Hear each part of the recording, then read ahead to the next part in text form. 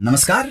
आज हम देखने वाले हैं भारतीय भूगोल के एक बहुत ही महत्वपूर्ण टॉपिक, भारत की जनगणना पर आधारित कुछ सवाल जवाब, जो सभी प्रकार की परीक्षाओं के लिए बहुत ही महत्वपूर्ण है। जी, तो चलिए इस पर एक गहरी नजर डालते हैं। तो मेरा पहला सवाल है, भारत में पहली बार जनगणना कब हुई थी? आपके विकल्प हैं 1861 ईस्वी, 1872 ईस्वी, 1881 ईस्वी या 1882 ईस्वी।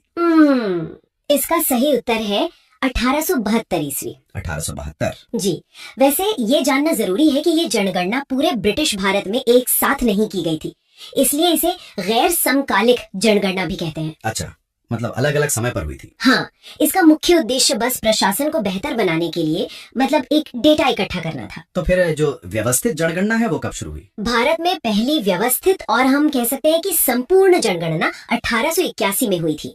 उसे समकालिक जनगणना कहा जाता है। ठीक है, अगला सवाल इसी से जुड़ा है। भारत में पहली बार जनगणना किसके कार्यकाल में संपन्न हुई थी? विकल्प हैं lord Lytton, lord Ripon, lord Mayo या लॉर्ड नॉर्थब्रुक। इसका सही उत्तर है लॉर्ड मेयो। Lord Mayo. जी, लॉर्ड मेयो 1869 से 1872 तक भारत के वाइसराय थे और उन्हीं के कार्यकाल में भारत के सांख्यिकीय सर्वेक्षण की स्थापना भी हुई थी। अच्छा, एक और बात, 1872 में ही अंडमान द्वीप समूह के पोर्ट ब्लेयर में उनकी हत्या कर दी गई थी। चलिए आगे बढ़ते हैं। भारत में जनगणना का क्रमवार आकलन कब से प्रति 10 वर्ष के अंतराल पर किया जा रहा है? और आपके विकल्प हैं 1872 ईस्वी, 1881 ईस्वी, 1891 ईस्वी या 1901 ईस्वी। जैसा हमने अभी बात की, इसका सही जवाब है 1881 ईस्वी। 1881 से? जी, 1881 की जनगणना भारत की पहली संपूर्ण और समकालिक जनगणना थी। यह जनगणना वाइसराय लॉर्ड रिपन के कार्यकाल में हुई थी और तब से ये हर 10 साल में हो रही है। हाँ, तब से लेकर आज तक हर 10 साल पर बिना किसी रुकावट के जनगणना होती आ रही है। बस 2021 की जनगणना को छोड़कर, जो महामारी के कारण टल गई। सही। अच्छा, एक बहुत ही दिलचस्प सवाल है। भारत में जन्म लेने वाले 1 अरबवे शिशु कन्या का क्या नाम रखा गया था? विकल्प हैं रीटा, कैटरीना, सुनामी या आस्था। उनका नाम आस्था रखा गया था। आस्था। जी, आस्था का जन्म 11 मई 2000 को दिल्ली के सफदरजंग अस्पताल में हुआ था। ये भारत की जनसंख्या के 1 अरब के आंकड़े को छूने का मतलब एक प्रतीकात्मक क्षण था। इसने जनसंख्या नियंत्रण पर जरूर ध्यान खींचा होगा। बिल्कुल, इस घटना ने जनसंख्या नियंत्रण की नीतियों पर ध्यान केंद्रित करने में बहुत मदद की। अगला सवाल, जनसंख्या की दृष्टि से विश्व के बड़े देशों में भारत का कौन सा स्थान है? विकल्प है प्रथम, द्वितीय, तृतीय या चतुर्थ। देखिए, 2011 की जनगणना के अनुसार सही उत्तर द्वितीय है। दूसरा स्थान। जी, उस समय चीन पहले स्थान पर था। हालांकि ये जानना जरूरी है कि संयुक्त राष्ट्र की हालिया रिपोर्टों के अनुसार 2023 में भारत जनसंख्या के मामले में चीन को पीछे छोड़कर पहले स्थान पर आ गया है। तो अब हम पहले स्थान पर हैं। जी, और एक बात और, भारत के पास दुनिया के लगभग 17.5% आबादी है, जबकि भूमि केवल 2.4% है। ये तो बहुत बड़ा अंतर है। तो 2011 की जनगणना के अनुसार भारत की जनसंख्या ठीक ठीक कितनी थी? 102.25 करोड़, 102.87 करोड़, 105.65 करोड़ या 121.05 करोड़। सही आंकड़ा है 121.05 करोड़। 121 करोड़ से ज्यादा? जी, ये 2001 की जनगणना की तुलना में 18 करोड़ से अधिक की वृद्धि थी। इस जनसंख्या में 62.31 करोड़ पुरुष और 58.74 करोड़ महिलाएं थीं। ये जनगणना 2 चरणों में आयोजित की गई थी, पहले मकान सूचीकरण और फिर जनसंख्या गणना। ठीक है, तो 2011 की जनगणना के अनुसार विश्व की कुल जनसंख्या में भारत की भागीदारी लगभग कितनी थी? 14.5%, 17.5%, 19.5% या 21.5%? सही उत्तर है 17.5%। 17.5%। जी, इसका मतलब ये है कि उस समय दुनिया का हर छठा व्यक्ति भारतीय था। ये आंकड़ा भारत के संसाधनों जैसे पानी, जमीन और नौकरियों पर जो भारी दबाव है उसको भी दर्शाता है। चीन से तुलना करें तो? तुलना के लिए चीन की भागीदारी उस समय लगभग 19.4% थी। अच्छा, एक और सवाल जो इस विशालता को दिखाता है, भारत में प्रतिवर्ष किस देश की जनसंख्या के बराबर वृद्धि हो रही है? आपके विकल्प हैं ऑस्ट्रेलिया, दक्षिण अफ्रीका, अर्जेंटीना या ब्राजील। इसका सही जवाब है ऑस्ट्रेलिया। ऑस्ट्रेलिया पूरी ऑस्ट्रेलिया की आबादी के बराबर। जी हाँ, भारत की वार्षिक जनसंख्या वृद्धि लगभग 1.5 से 2 करोड़ के बीच रही है, जो ऑस्ट्रेलिया की कुल जनसंख्या के लगभग बराबर है।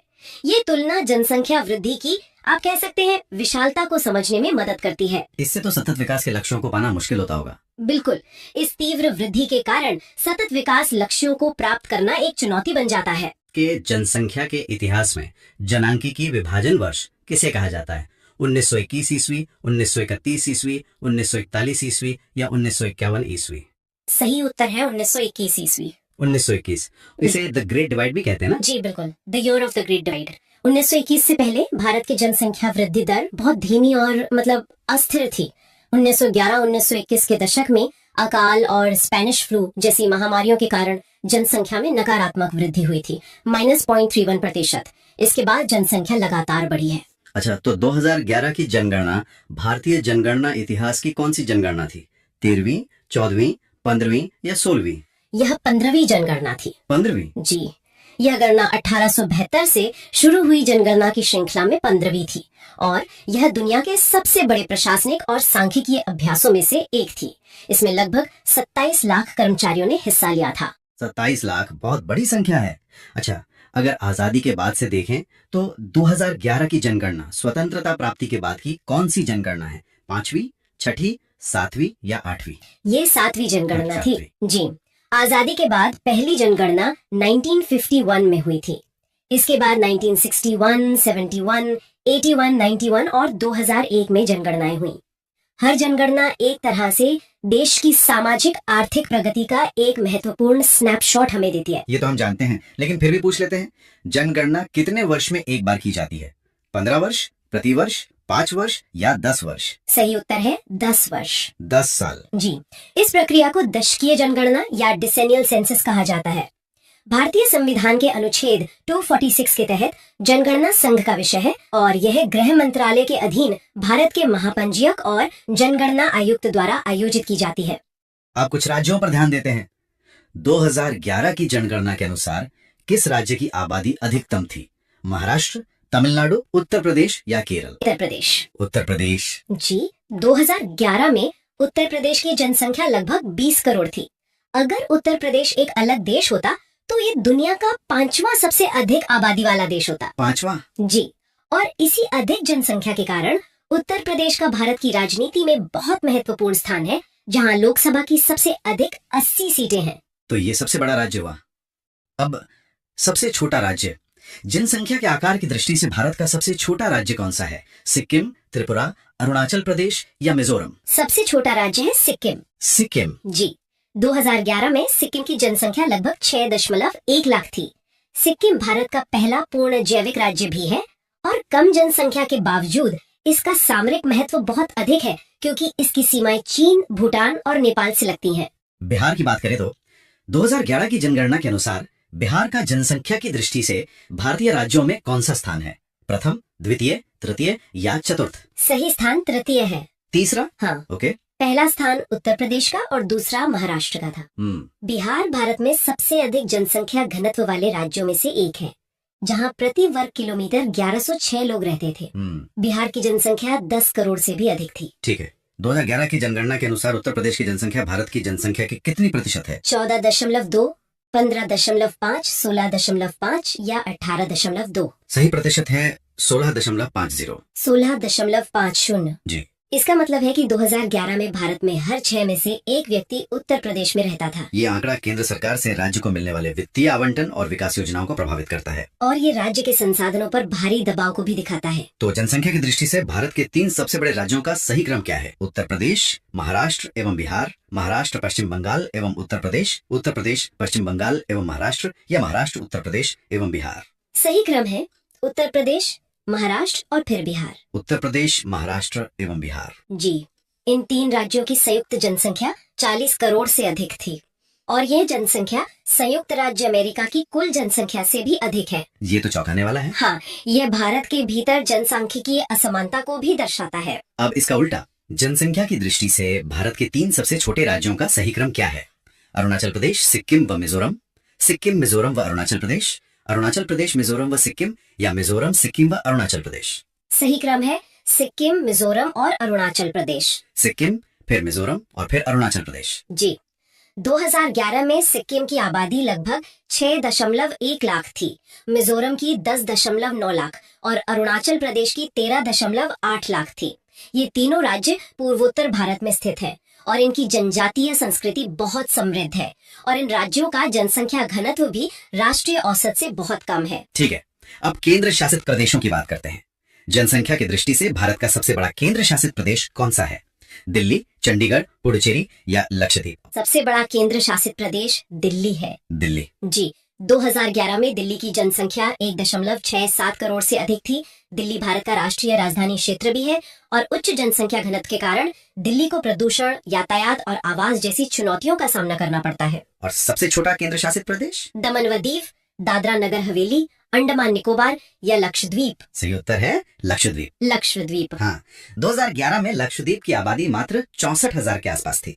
यह अरब सागर में स्थित 36 द्वीपों का एक समूह है और यह भारत का सबसे छोटा केंद्र शासित प्रदेश है, क्षेत्रफल और जनसंख्या दोनों में। एक बहुत ही दिलचस्प तुलना वाला सवाल है। जी। उत्तर प्रदेश की जनसंख्या नीचे दिए गए देश समूहों के एक समूह के प्रत्येक देश की जनसंख्या से अधिक है।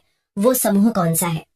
जर्मनी, फ्रांस, इंडोनेशिया, ब्राजील, या जर्मनी, ब्राजील, रूस, नाइजीरिया, या यूके, जर्मनी, जापान, पाकिस्तान, या फिर यूके, यूएसए, जापान, बांग्लादेश? सही समूह है UK, Germany, Japan, Pakistan. UK, Germany, Japan और पाकिस्तान, इन सबसे ज्यादा आबादी अकेले यूपी की थी। जी, ये सवाल उत्तर प्रदेश की विशाल जनसंख्या को एक परिप्रेक्ष्य में रखने के लिए है। 2011 में यूपी की जनसंख्या जो लगभग 200 मिलियन थी, वो पाकिस्तान की लगभग 17 मिलियन जनसंख्या से भी अधिक थी। यह तुलना दर्शाती है कि उत्तर प्रदेश का प्रबंधन करना किसी बड़े देश का प्रबंधन करने जैसा है। बिल्कुल। एक और क्रम वाला सवाल। 2011 की जनगणना के अंतिम आंकड़ों के अनुसार भारत के राज्यों का जनसंख्या के आधार पर सही क्रम क्या होगा? राज्य हैं उत्तर प्रदेश, बिहार, महाराष्ट्र, आंध्र प्रदेश और पश्चिम बंगाल। आपके विकल्प हैं 1, 2, 3, 4, 5 या 1, 2, 3, 5, 4 या 1, 3, 2, 4, 5 या 1, 3, 2, 5, 4। इसका सही क्रम है 1, 3, 2, 5, 4। 1, 3, 2, 5, 4 मतलब? इसका मतलब है 1 उत्तर प्रदेश, फिर 3 महाराष्ट्र, फिर 2 बिहार, उसके बाद 5 पश्चिम बंगाल और फिर 4 आंध्र प्रदेश। यहाँ ये ध्यान रखना महत्वपूर्ण है कि 2014 में आंध्र प्रदेश का विभाजन हो गया और तेलंगाना एक नया राज्य बना। हाँ, तो अगली जनगणना में आंकड़े बदल जाएंगे? बिल्कुल, अगली जनगणना में आंध्र प्रदेश और तेलंगाना के लिए अलग अलग आंकड़े होंगे। अब वृद्धि के कारणों पर आते हैं। भारत में जनसंख्या वृद्धि का मुख्य कारण क्या है? मृत्यु दर में कमी, जन्म दर में बढ़ोतरी, कम उम्र में विवाह या आर्थिक प्रगति? इसका मुख्य कारण है मृत्यु दर में कमी। अच्छा, जन्म दर में बढ़ोतरी नहीं? नहीं, देखिए, बेहतर स्वास्थ्य सेवाओं, टीकाकरण और स्वच्छता के कारण मृत्यु दर में तेजी से गिरावट आई है। जन्म दर में भी कमी आई है, लेकिन मृत्यु दर की तुलना में धीमी गति से। और जन्म और मृत्यु दर के बीच का यही अंतर जनसंख्या वृद्धि का कारण बनता है, जिसे प्राकृतिक वृद्धि कहते हैं। ठीक है, तो वर्ष 2011 की जनगणना के अनुसार देश में 2001-2011 दशक के दौरान जनसंख्या वृद्धि दर कितने प्रतिशत रही है? 17.7%, 21.54%, 22.80% या 23.50%? सही उत्तर 17.7% है। 17.7%। जी, ये पिछले दशक यानी 1991-2001 की वृद्धि दर जो 21.54% थी, उससे कम थी। ये एक सकारात्मक संकेत है जो दर्शाता है कि भारत की जनसंख्या वृद्धि की गति अब धीमी हो रही है। लेकिन फिर भी? हाँ, लेकिन निरपेक्ष संख्या में देखें तो 18.1 करोड़ लोग जुड़े, जो कि एक बहुत बड़ी संख्या है। बिल्कुल। अच्छा, 2011 की जनगणना के अनुसार किस राज्य में 2001-2011 की अवधि में जनसंख्या वृद्धि दर सर्वाधिक रही है? मध्य प्रदेश, मणिपुर, राजस्थान या मेघालय? सर्वाधिक वृद्धि दर मेघालय में रही है। मेघालय। जी। मेघालय की दशकीय वृद्धि दर 27.9% थी, जो राष्ट्रीय औसत से बहुत अधिक है। उच्च प्रजनन दर और आप्रवासन इसके मुख्य कारण माने जाते हैं। दूसरे स्थान पर अरुणाचल प्रदेश था 26% और तीसरे पर बिहार 25.4%। तो भारत की जनसंख्या की मौजूदा वार्षिक वृद्धि दर कितनी है? 1.64%, 2.14%, 2.54% या 2.62%? 2011 की जनगणना के आधार पर औसत वार्षिक वृद्धि दर 1.64%। 1.64%। जी, ये 2001-2011 दशक की कुल 17.7% दशकीय वृद्धि का वार्षिक औसत है। यह दर पिछली जनगणनाओं की तुलना में घट रही है। विश्व की औसत वार्षिक वृद्धि दर उस समय लगभग 1.2% थी। तो भारत में सर्वाधिक तेज जनसंख्या वृद्धि दर वाला राज्य है उत्तर प्रदेश, बिहार, नागालैंड या मेघालय? सर्वाधिक तेज वृद्धि दर वाला राज्य मेघालय है। फिर से मेघालय? जी, जैसा कि पहले बताया, मेघालय की वृद्धि दर 27.9% थी। यह भारत के विभिन्न क्षेत्रों में मतलब जनसांख्यिकीय संक्रमण के विभिन्न चरणों को दर्शाता है। पूर्वोत्तर और कुछ उत्तरी राज्यों में वृद्धि दर दक्षिणी राज्यों की तुलना में अधिक है। तो फिर सबसे धीमी वृद्धि दर वाला राज्य कौन सा है? नागालैंड व केरल, कर्नाटक व असम, आंध्र प्रदेश व उड़ीसा या पंजाब व हरियाणा? सही उत्तर है नागालैंड और केरल। नागालैंड और केरल। हाँ, नागालैंड ने तो -0.6% की नकारात्मक वृद्धि दर दर्ज की, जो एक असाधारण मामला था, और केरल की वृद्धि दर 4.9% थी, जो सभी प्रमुख राज्यों में सबसे कम थी। केरल में कम क्यों है? केरल की कम वृद्धि दर उच्च साक्षरता, बेहतर स्वास्थ्य सेवा और सामाजिक जागरूकता का परिणाम है। ठीक है, तो निम्नलिखित में से कौन से राज्य समूह में 2001-2011 की अवधि में सर्वाधिक जनसंख्या वृद्धि प्रतिशत में अंकित की गई? राजस्थान, गुजरात और पंजाब, तमिलनाडु, महाराष्ट्र और गुजरात, महाराष्ट्र, गुजरात और केरल, या मेघालय, अरुणाचल प्रदेश और बिहार? सही समूह है मेघालय, अरुणाचल प्रदेश और बिहार। ये वही 3 राज्य हैं जिनका आपने पहले जिक्र किया था। जी, इन तीनों राज्यों की दशकीय वृद्धि दर 25% से अधिक थी। यह बीमारू राज्यों की उच्च वृद्धि दर की प्रवृत्ति को दर्शाता है, जिसमें अब पूर्वोत्तर के राज्य भी शामिल हो गए हैं।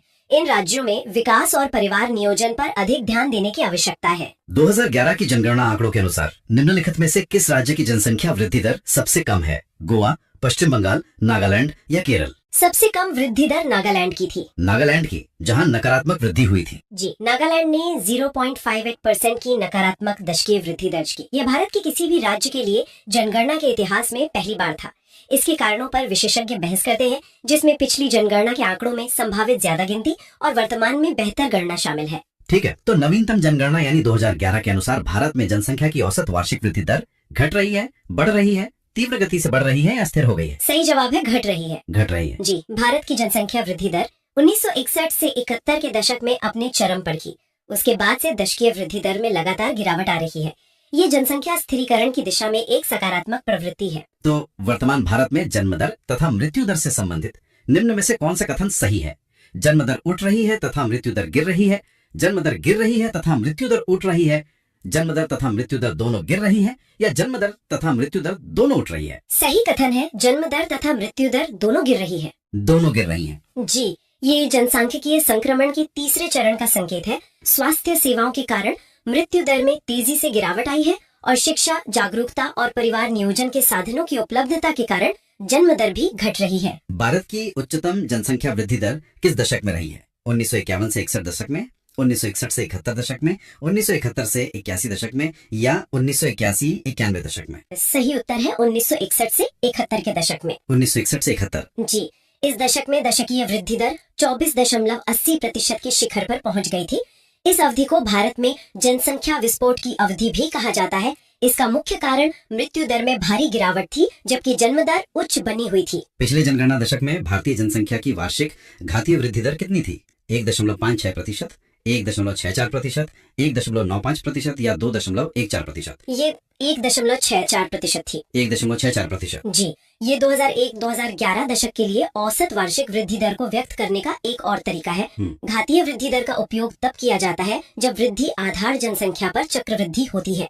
ये 1991-2001 की 1.97% की दर से कम थी। 2001-2011 में सर्वाधिक जनसंख्या वृद्धि दर वाला राज्य मेघालय है। दूसरे स्थान पर कौन सा राज्य है? मणिपुर, मेघालय, अरुणाचल प्रदेश या त्रिपुरा? दूसरे स्थान पर अरुणाचल प्रदेश है। अरुणाचल प्रदेश। जी, अरुणाचल प्रदेश की दशकीय वृद्धि दर 26.0% थी। यह भारत के पूर्वोत्तर क्षेत्र में उच्च जनसंख्या वृद्धि की प्रवृत्ति को पुष्ट करता है।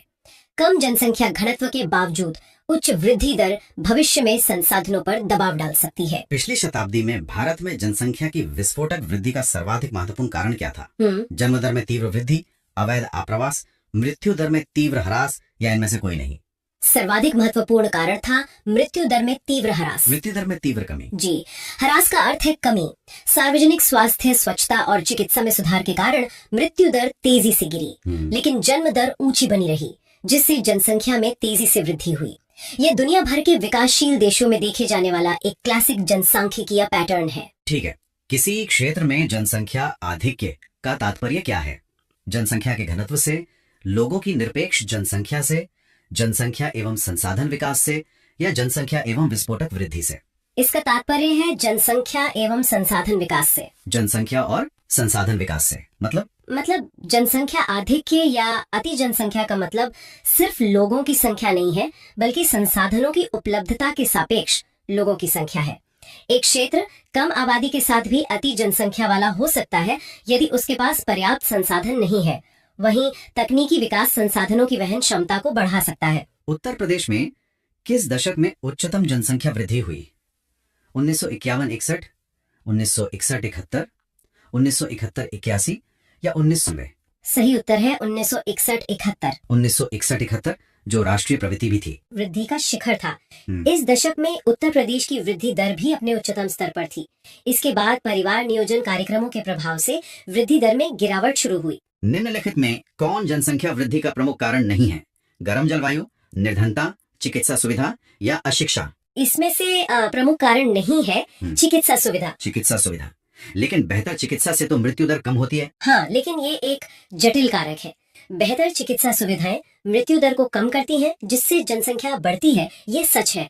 पर ये परिवार नियोजन और स्वास्थ्य जागरूकता को बढ़ावा देकर जन्म दर को कम करने में भी मदद करती है, जो अंततः वृद्धि को नियंत्रित करता है। गरीबी, अशिक्षा और गर्म जलवायु को पारंपरिक रूप से उच्च जन्म दर से जोड़ा जाता है, इसलिए चिकित्सा सुविधा को सीधे तौर पर जनसंख्या वृद्धि का कारण नहीं माना जाता। जनसंख्या घनत्व का क्या अर्थ है? प्रति किलोमीटर में रहने वाले व्यक्तियों की संख्या, गांव में रहने वाले व्यक्तियों की संख्या, प्रति वर्ग किलोमीटर में रहने वाले व्यक्तियों की संख्या या शहर में रहने वाले व्यक्तियों की संख्या? इसका सही अर्थ है प्रति वर्ग किलोमीटर में रहने वाले व्यक्तियों की संख्या। प्रति वर्ग किलोमीटर। जी, ये जनसंख्या के वितरण को मापने का एक मानक तरीका है।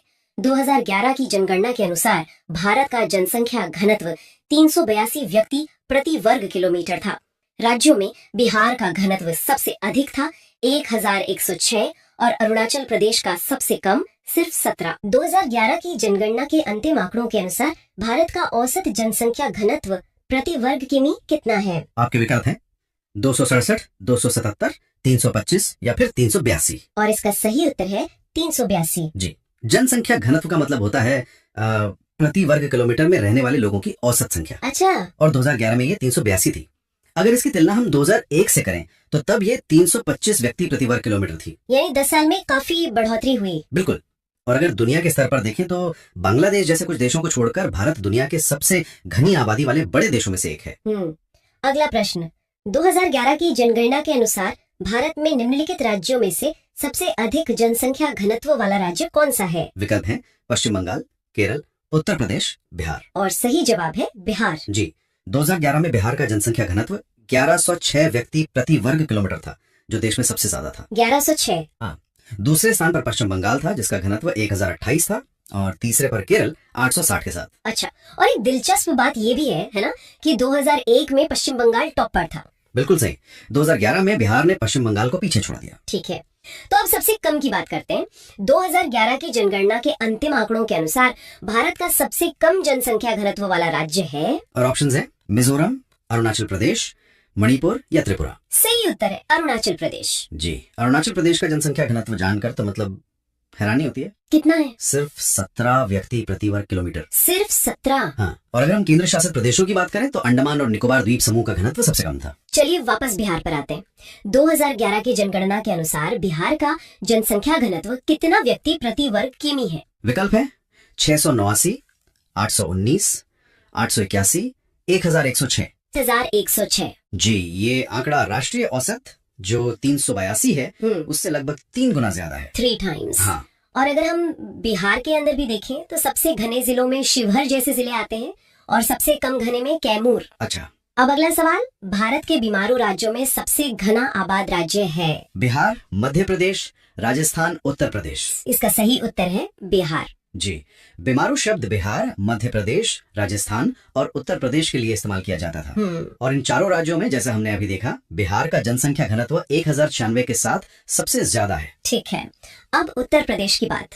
वर्ष 2011 की जनगणना के अनुसार उत्तर प्रदेश राज्य का जन घनत्व है? विकल्प है 904, 881, 819, 829। सही उत्तर है 829। जी, उत्तर प्रदेश का जन घनत्व 829 व्यक्ति प्रति वर्ग किलोमीटर है।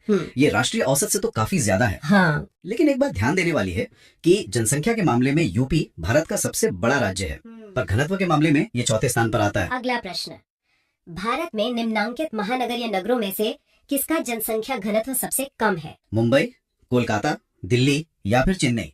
और सही उत्तर है चेन्नई। जी। इन चारों महानगरों में से 2011 के आंकड़ों के अनुसार चेन्नई का जनसंख्या घनत्व सबसे कम था। और सबसे ज्यादा घनत्व दिल्ली के राष्ट्रीय राजधानी क्षेत्र का था। महानगर की परिभाषा होती है मतलब एक बहुत बड़ा और घनी आबादी वाला शहर। अच्छा, अब एक मैच द कॉलम टाइप का सवाल है। सूची आई को सूची 2 से सुमेलित करना है। सूची आई में राज्य है बिहार, केरल, उत्तर प्रदेश, पश्चिम बंगाल। और सूची 2 में जनसंख्या घनत्व दिए गए हैं 1028, 1106, 860, 829। तो इसका सही मिलान कुछ इस तरह होगा। जी, बिहार का घनत्व है 1106, ठीक है। केरल का 860, उत्तर प्रदेश का 829 और पश्चिम बंगाल का 1028। इनके घनत्व में जो अंतर है उसके पीछे भौगोलिक कारण भी होंगे, है ना? बिल्कुल, जैसे बिहार और बंगाल के मैदानी इलाके घने बसे हैं, वहीं दूसरे राज्यों की भौगोलिक स्थिति अलग है। अगला सवाल, सर्वोच्च जनसंख्या घनत्व के अवरोही क्रम में भारतीय राज्यों का सही अनुक्रम क्या है? विकल्प थोड़े लंबे हैं। पहला, केरल, पश्चिम बंगाल, उत्तर प्रदेश एवं बिहार। दूसरा, उत्तर प्रदेश, पश्चिम बंगाल, केरल एवं तमिलनाडु। तीसरा, पश्चिम बंगाल, केरल, बिहार एवं उत्तर प्रदेश। और चौथा, बिहार, पश्चिम बंगाल, केरल एवं उत्तर प्रदेश। और सही क्रम है बिहार, पश्चिम बंगाल, केरल एवं उत्तर प्रदेश। जी, ये टॉप 4 राज्य हैं। जी। बिहार सबसे ऊपर, फिर पश्चिम बंगाल, फिर केरल और फिर उत्तर प्रदेश। और केंद्र शासित प्रदेशों में? केंद्र शासित प्रदेशों में तो दिल्ली का जनसंख्या घनत्व सबसे ज्यादा है, 11,320। 11,320। जी। चलिए अब विषय बदलते हैं और लिंगानुपात पर आते हैं। लिंगानुपात का परिकलन कैसे किया जाता है? विकल्प हैं देश में प्रति 1000 लोगों पर बच्चों की संख्या, देश में प्रति 100 महिलाओं पर पुरुषों की संख्या, देश में प्रति 1000 पुरुष पर महिलाओं की संख्या, या देश में प्रति 100 बच्चों पर लोगों की संख्या। सही उत्तर है देश में प्रति 1000 पुरुष पर महिलाओं की संख्या। हाँ, ये एक बहुत ही महत्वपूर्ण सामाजिक संकेतक है। सही बात है। ये समाज में महिलाओं की स्थिति को दर्शाता है। इसी में एक और अवधारणा होती है बाल लिंगानुपात की, जो 0 से 6 वर्ष के बच्चों के लिए होती है। ठीक है, तो 2011 की जनगणना के अनुसार भारत में प्रति 1000 पुरुषों पर महिलाओं की संख्या कितनी है? 927, 933, 936 या 943। सही उत्तर है 943। जी, 2011 में भारत का लिंगानुपात 943 था। अगर इसकी तुलना 2001 से करें तो तब ये 933 था। मतलब 10 अंकों का सुधार हुआ। हाँ, और इसमें भी ग्रामीण और शहरी क्षेत्रों में अंतर है। ग्रामीण लिंगानुपात 949 था, जबकि शहरी 929। अच्छा, अगला सवाल पिछले सवाल जैसा ही है, बस पूछने का तरीका अलग है। 2011 की जनगणना के अनुसार भारत में जनसंख्या का पुरुष स्त्री अनुपात क्या है? 1000.933, 1000.935, 1000.941 या 1000.943। और सही उत्तर है 1000.943। जी। और अगर हम इसकी तुलना दुनिया के औसत से करें तो विश्व का औसत लिंगानुपात लगभग 984 महिलाएं प्रति 1000 पुरुष है। तो हम अभी भी वैश्विक औसत से पीछे हैं। हाँ, अभी काफी लंबा रास्ता तय करना है। अगला प्रश्न, 2011 की जनगणना के अनुसार भारत में स्त्री पुरुष अनुपात में थोड़ी सी वृद्धि हुई है, थोड़ी सी गिरावट आई है, एकदम कमी आई है, या कोई परिवर्तन नहीं हुआ है? इसका सही जवाब है थोड़ी सी वृद्धि हुई है। जी, जैसा हमने अभी बात की, 2001 में ये 933 था और 2011 में 943 हो गया। हाँ। तो ये 10 अंकों की वृद्धि एक सकारात्मक बदलाव है, और इसके पीछे बेटी बचाओ बेटी पढ़ाओ जैसी सरकारी पहलों का भी योगदान हो सकता है। बिल्कुल। अब भारत के किस राज्य में महिलाओं की संख्या पुरुषों से अधिक है? विकल्प हैं बिहार, केरल, कर्नाटक, तमिलनाडु। और सही उत्तर है केरल। जी, केरल भारत का एकमात्र ऐसा राज्य है जहां लिंगानुपात महिलाओं के पक्ष में है। वहाँ का आंकड़ा क्या है? 1084, यानी 1000 पुरुषों पर 1084 महिलाएं। इसके पीछे उच्च महिला साक्षरता और बेहतर स्वास्थ्य सुविधाएं बड़े कारण हैं। और केंद्र शासित प्रदेशों में? पुडुचेरी, वहाँ पे लिंगानुपात 1037 के साथ सकारात्मक है। अच्छा, अगला सवाल भी इससे जुड़ा है। निम्नलिखित में से किस राज्य की जनसंख्या महिलाओं के अनुकूल है? उत्तर प्रदेश, तमिलनाडु, पश्चिम बंगाल या केरल? सही उत्तर है केरल। हाँ, महिलाओं के अनुकूल का मतलब यहाँ सकारात्मक लिंगानुपात से ही है। केरल के अलावा तमिलनाडु का लिंगानुपात 996 और आंध्र प्रदेश का 993 भी राष्ट्रीय औसत से काफी बेहतर है। ठीक है, अब थोड़ा इतिहास में जाते हैं। सन 1901 की जनगणना में भारत का लिंगानुपात कितना था? विकल्प है 933, 927, 972, 904। सही उत्तर है 972। जी, ये जानना बहुत दिलचस्प है कि 1901 में हमारा लिंगानुपात 972 था, जो 2011 के 943 से बेहतर था। तो मतलब आजादी के बाद गिरावट आई? हाँ, स्वतंत्रता के बाद के दशकों में इसमें गिरावट देखी गई, जो अब धीरे धीरे सुधर रही है। ठीक है, लिंगानुपात की दृष्टि से केरल में महिलाओं के लिए सर्वाधिक उपयुक्त दशाएं पाई जाती हैं। दूसरा स्थान निम्नलिखित में से किसका है? छत्तीसगढ़, हिमाचल प्रदेश, पुडुचेरी या गोवा? सही उत्तर है पुडुचेरी। जी, यहाँ सवाल में राज्यों और केंद्र शासित प्रदेशों दोनों को मिलाकर रैंकिंग पूछी गई है। अच्छा, तो केरल 1084 के बाद दूसरा स्थान, पुडुचेरी 1037 का आता है। अगर सिर्फ राज्यों की बात करें तो केरल के बाद तमिलनाडु 996 है। समझ गई। अब सिक्के का दूसरा पहलू, भारत में सबसे कम लिंगानुपात वाला राज्य है मिजोरम, हरियाणा, राजस्थान, मध्य प्रदेश। और इसका सही उत्तर है हरियाणा। हाँ, हरियाणा का लिंगानुपात 879 था, जो कि एक बड़ी चिंता का विषय है। और केंद्र शासित प्रदेशों में सबसे कम वो दमन और दीव था, जहाँ ये आंकड़ा सिर्फ 618 था। अब बात करते हैं बाल लिंगानुपात की। राष्ट्रीय जनगणना 2011 के अनुसार 6 वर्ष से कम आयु के बच्चों का लिंगानुपात है 919, 933, 945 या 972। सही उत्तर है 919। जी, और ये एक बहुत ही चिंताजनक आंकड़ा है। क्यों? क्योंकि 2001 में ये 927 था। मतलब समग्र लिंगानुपात तो बढ़ा, लेकिन बाल लिंगानुपात में गिरावट आई। ये तो बहुत गंभीर बात है। बिल्कुल। सबसे ज्यादा बाल लिंगानुपात अरुणाचल प्रदेश 972 में और सबसे कम हरियाणा 834 में था। अगला प्रश्न, निम्नलिखित में से कौन सही नहीं है? पहला कथन, केरल में स्त्री पुरुष अनुपात महिलाओं के पक्ष में है। दूसरा, भारत में लिंगानुपात 943 हो गया है। तीसरा, चंडीगढ़ में लिंगानुपात देश में सबसे कम है। चौथा, पुडुचेरी में स्त्री पुरुष अनुपात महिलाओं के पक्ष में है। जो कथन सही नहीं है वो है चंडीगढ़ में लिंगानुपात देश में सबसे कम है। जी, ये कथन गलत है। सबसे कम लिंगानुपात वाला राज्य हरियाणा है। और केंद्र शासित प्रदेशों में दमन और दीव। चंडीगढ़ का लिंगानुपात 818 है, जो बहुत कम तो है लेकिन सबसे कम नहीं। ठीक है, अब राज्यों के क्रम से जुड़ा एक सवाल। राष्ट्रीय जनगणना 2011 के अनुसार लिंगानुपात के संदर्भ में राज्यों का आरोही क्रम है। पहला विकल्प मध्य प्रदेश, छत्तीसगढ़, तमिलनाडु, केरल। दूसरा, केरल, तमिलनाडु, छत्तीसगढ़, मध्य प्रदेश। तीसरा, केरल, मध्य प्रदेश, छत्तीसगढ़, तमिलनाडु। चौथा, छत्तीसगढ़, मध्य प्रदेश, तमिलनाडु, केरल। और सही आरोही यानी बढ़ता हुआ क्रम है मध्य प्रदेश, छत्तीसगढ़, तमिलनाडु, केरल। जी, अगर हम आंकड़े देखें तो मध्य प्रदेश का 931 है, छत्तीसगढ़ का 991, तमिलनाडु का 996 और केरल का 1084। इससे क्रम बिल्कुल स्पष्ट हो जाता है। हाँ। अगला सवाल, 2011 की जनगणना के अनुसार भारत के वृहत नगरों में सर्वाधिक प्रतिकूल यौन अनुपात कहाँ मिलता है? कोलकाता, चेन्नई, दिल्ली या मुंबई? सही उत्तर है मुंबई। जी, बड़े शहरों में अक्सर रोजगार के लिए पुरुषों का प्रवास ज्यादा होता है। अच्छा, इस वजह से लिंगानुपात बिगड़ जाता है? बिल्कुल, इसी वजह से मुंबई जैसे महानगरों में लिंगानुपात काफी प्रतिकूल मिलता है। ठीक है, चलिए अब शहरीकरण और ग्रामीण जनसंख्या पर आते हैं। सन 2011 की जनगणना के अनुसार ग्रामीण जनसंख्या का सबसे अधिक अनुपात किस राज्य में है? हिमाचल प्रदेश, राजस्थान, मध्य प्रदेश या बिहार? सही उत्तर है हिमाचल प्रदेश। जी, हिमाचल प्रदेश की लगभग 90% आबादी ग्रामीण है, जो देश में सबसे ज्यादा है। और सबसे कम ग्रामीण आबादी वाला? वो गोवा है। तो इसका मतलब भारत का सर्वाधिक नगरीकरण वाला राज्य गोवा हुआ। हाँ, आपका अगला सवाल भी यही है। विकल्प है पश्चिम बंगाल, महाराष्ट्र, गुजरात, गोवा। और सही उत्तर है गोवा। गोवा की 62% से ज्यादा आबादी शहरी है। प्रतिशत के हिसाब से गोवा टॉप पर है, लेकिन अगर कुल शहरी आबादी की बात करें तो महाराष्ट्र सबसे आगे है। अच्छा, ये एक जरूरी अंतर है। तो फिर 2011 की जनगणना में भारत में ग्रामीण जनसंख्या का प्रतिशत कितना था? 68.8%, 72.2%, 74.29% या 76.7%? सही उत्तर है 68.8%। जी, इसका मतलब ये हुआ कि शहरी जनसंख्या का प्रतिशत 31.2% था। और अगर आप 2001 से तुलना करें तो पता चलता है कि शहरीकरण की प्रवृत्ति लगातार बढ़ रही है। ठीक है, अब एक और क्रम वाला सवाल। राज्य की कुल जनसंख्या में नगरीय जनसंख्या के अनुपात के आधार पर निम्नलिखित राज्यों का सही क्रम क्या होगा?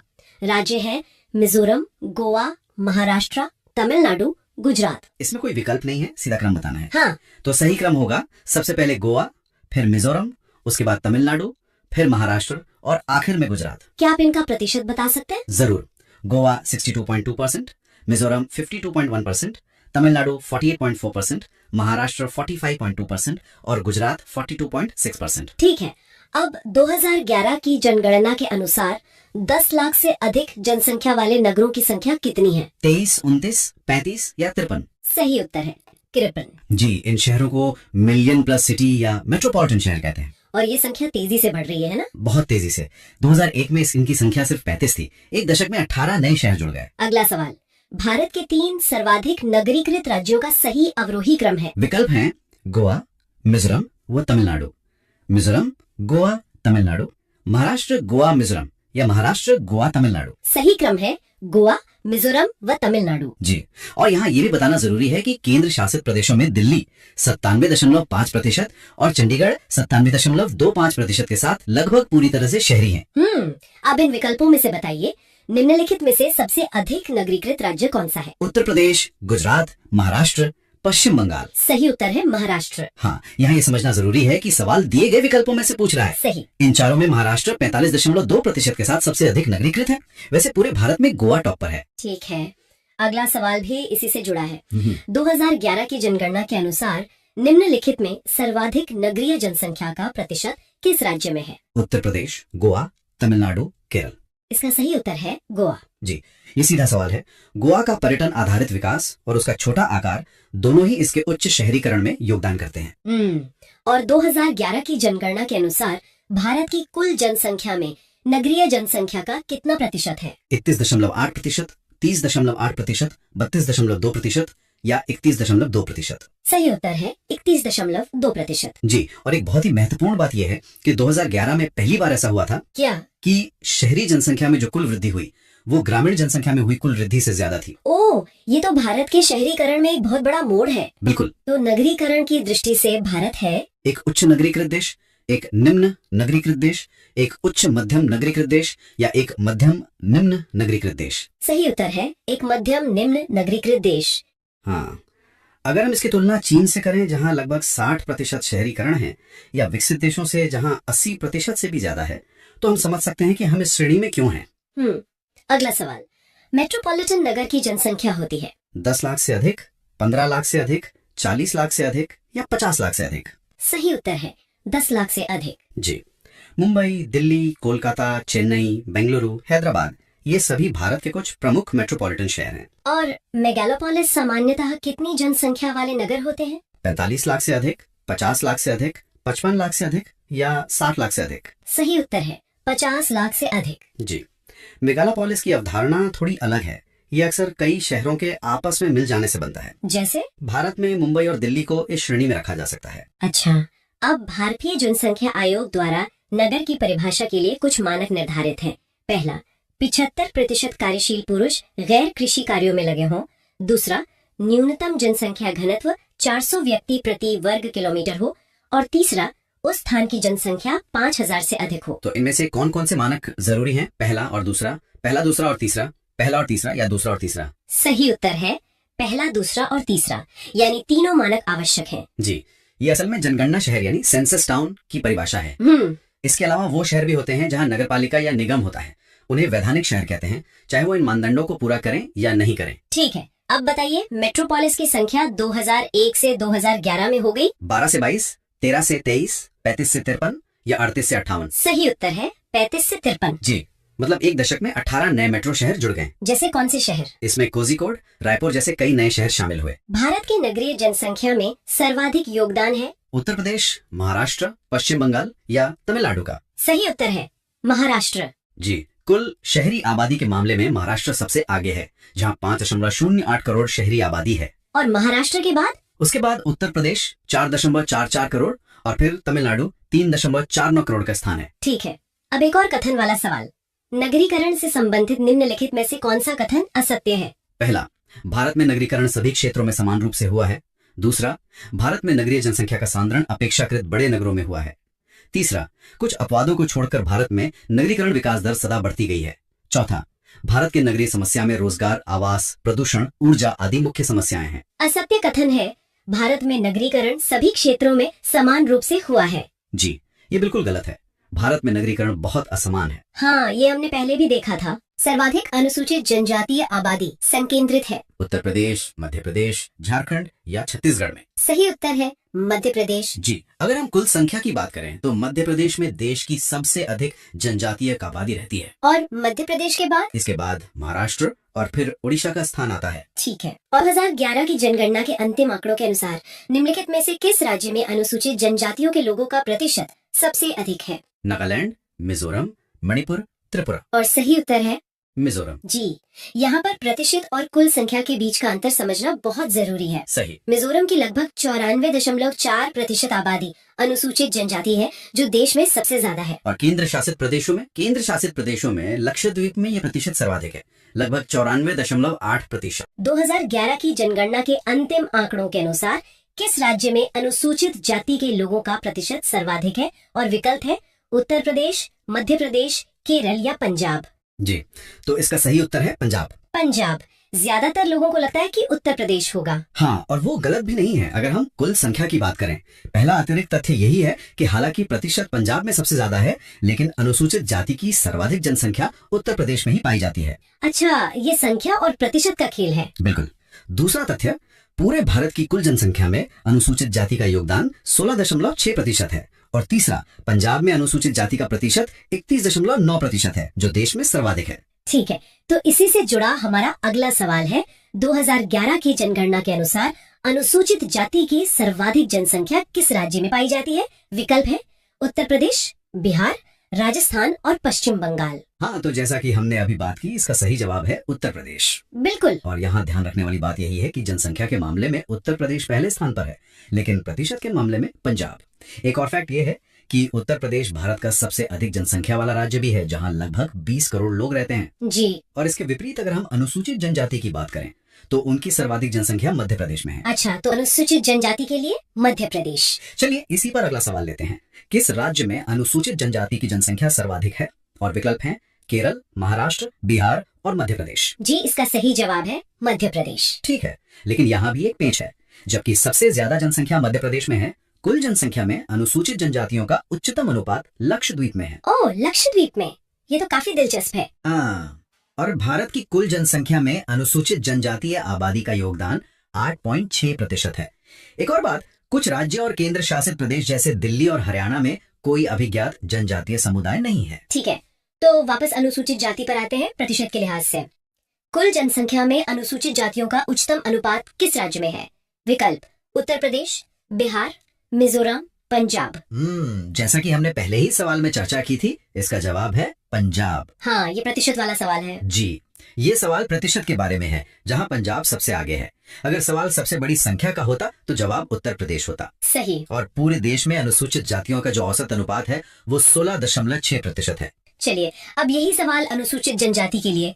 कुल जनसंख्या में अनुसूचित जनजातियों का उच्चतम अनुपात है, और विकल्प है मध्य प्रदेश, लक्षद्वीप, नागालैंड, मेघालय। हाँ, तो इसका सही उत्तर है लक्षद्वीप। लक्षद्वीप। जी, और एक दिलचस्प बात यह है कि लक्षद्वीप साक्षरता के मामले में भी केंद्र शासित प्रदेशों में सबसे आगे है। जैसा हमने पहले भी बताया, सबसे अधिक जनजातीय जनसंख्या वाला राज्य मध्य प्रदेश है। और भारत की कुल आबादी में जनजातीय आबादी का हिस्सा 8.6% है। तो अगला सवाल इसी आंकड़े पर है। भारत की कुल जनसंख्या में अनुसूचित जनजातीय आबादी का योगदान है। विकल्प है 5.6%, 7.5%, 8.6% या 10.9%। इसका सही जवाब है 8.6%। 8.6%। जी, इसकी तुलना में अनुसूचित जाति की जनसंख्या का योगदान 16.6% है, जो लगभग 2 गुना है। और सबसे बड़ी जनजातीय आबादी, जैसा हमने कहा, मध्य प्रदेश राज्य में रहती है। ठीक है। और प्रतिशत के हिसाब से सबसे बड़ी जनजातीय आबादी लक्षद्वीप में है। स्पष्ट है। अब अनुसूचित जाति का योगदान कितना है ये देखते हैं। भारत की कुल जनसंख्या में अनुसूचित जाति की जनसंख्या का योगदान है। विकल्प है 8.2%, 15.2%, 16.6%, 24.7%। ये भी हम पहले जिक्र कर चुके हैं। सही उत्तर है 16.6%। 16.6%। हाँ, ये आंकड़ा अनुसूचित जनजाति की आबादी के 8.6% के योगदान से काफी ज्यादा है। और इस 16.6% में से सबसे बड़ा हिस्सा उत्तर प्रदेश में रहता है। सही। और राज्य की अपनी जनसंख्या के प्रतिशत के रूप में पंजाब में अनुसूचित जाति का अनुपात सबसे अधिक है। बहुत बढ़िया। अब विषय बदलते हैं और साक्षरता पर आते हैं। भारत में प्रभावित साक्षरता दर की गणना की जाती है कुल जनसंख्या से, बच्चों की जनसंख्या से, वयस्कों की जनसंख्या से, या 7 वर्ष की उम्र से ऊपर की जनसंख्या से। इसका सही जवाब है 7 वर्ष की उम्र से ऊपर की जनसंख्या से। अच्छा, तो 7 साल एक कट ऑफ है। जी, यही कारण है कि इसे प्रभावी साक्षरता दर कहा जाता है, क्योंकि ये उन लोगों को बाहर कर देता है जो पढ़ने और लिखने के लिए बहुत छोटे हैं। और इसी आयु वर्ग के आधार पर 2011 में भारत की औसत साक्षरता 73.0% थी। ठीक है। और ये गणना का एक मानक तरीका है जिसे जनगणना में उपयोग किया जाता है। तो अगला सवाल इसी औसत पर है। 2011 की जनगणना के अंतिम आंकड़ों के अनुसार भारत की औसत साक्षरता प्रतिशत है विकल्प 64.6%, 73.0%, 75.9% या 80.4%। सही जवाब है 73.0%। 73%। जी, ये राष्ट्रीय औसत है। कई राज्य इससे काफी ऊपर और काफी नीचे हैं। सबसे ज्यादा साक्षरता दर केरला में है, जबकि सबसे कम बिहार में है। और उड़ीसा जैसे राज्य भी राष्ट्रीय औसत 73.0% से नीचे हैं। ठीक है, अगला सवाल थोड़ा अलग है। इसमें हमें गलत कथन को पहचानना है। 2011 की जनगणना के अनुसार साक्षरता आंकड़ों के विषय में निम्नलिखित में से कौन सा कथन सत्य नहीं है? पहला, साक्षरता दर में काफी सुधार हुआ है। दूसरा, 2001-2011 के दौरान साक्षर जनसंख्या में वृद्धि हुई है। तीसरा, भारत में साक्षरता दर 73.0% आकलित की गई है। और चौथा, केरल में 100% साक्षरता पाई गई है। इसमें जो कथन सत्य नहीं है वो है चौथा वाला, केरल में 100% साक्षरता पाई गई है। अच्छा, तो केरल में 100% साक्षरता नहीं है? नहीं, हालांकि केरल की साक्षरता दर देश में सर्वाधिक है, पर वो 100% नहीं है। असल में पूर्ण साक्षरता के लिए जो न्यूनतम मानदंड है वो 100% नहीं बल्कि 90% जनसंख्या का साक्षर होना है। ओके। और केरल की उच्च साक्षरता का एक प्रमुख कारण वहाँ की सुविकसित सामाजिक अवसंरचना है। तो आपने पूर्ण साक्षरता का मानदंड बताया, अगला सवाल उसी पर है। पूर्ण साक्षरता हेतु कितने प्रतिशत जनसंख्या को साक्षर होने का न्यूनतम मानदंड निश्चित किया गया है? विकल्प 85%, 90%, 95% या 100%? जी, सही जवाब है 90%। 90%। हाँ, और इस मानदंड के अनुसार भी भारत का कोई भी राज्य 2011 तक पूर्ण साक्षर नहीं था। भारत का राष्ट्रीय औसत 73% था, जो इस लक्ष्य से काफी दूर है। और केरल और मिजोरम इस लक्ष्य के सबसे करीब के राज्य हैं। ठीक है, अगला सवाल। 2011 की जनगणना के अनुसार निम्नलिखित में से कौन सा राज्य साक्षरता के राष्ट्रीय औसत से नीचे है? विकल्प है महाराष्ट्र, गुजरात, ओडिशा या पश्चिम बंगाल। इनमें से सही उत्तर है ओडिशा। ओडिशा। जी, राष्ट्रीय औसत 73.0% है और ओडिशा इससे नीचे था।